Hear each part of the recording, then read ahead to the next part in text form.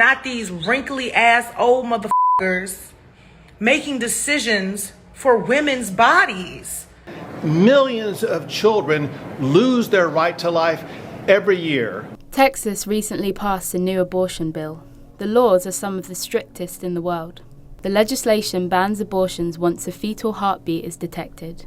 This can be as early as 5 to 6 weeks.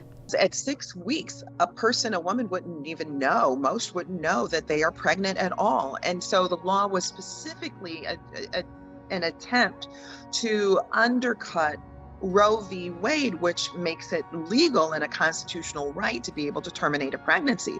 So Texas lawmakers can say, we didn't take away that right at all. We just said that you can't have one after 6 weeks. It is believed that other states will now follow in Texas's footsteps, essentially ending legal abortions. Because this one has worked before the United States Supreme Court. So it's a kind of blueprint for what could come forward in states like Alabama, if they chose to do so, Mississippi, etc. So, how do these laws from the land of the free compare to other countries around the world?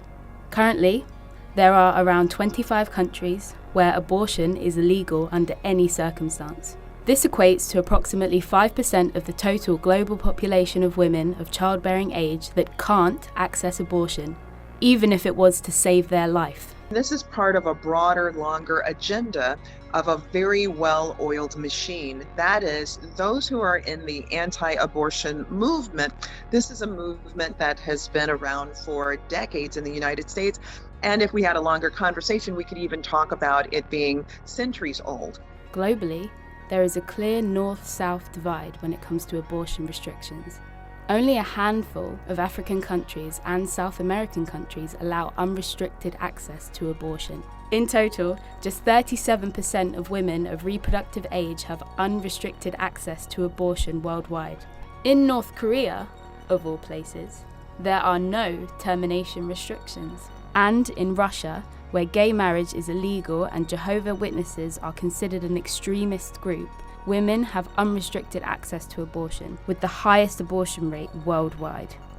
The law also provides a private right of action for individual citizens to be able to bring a claim against an individual who violates the law.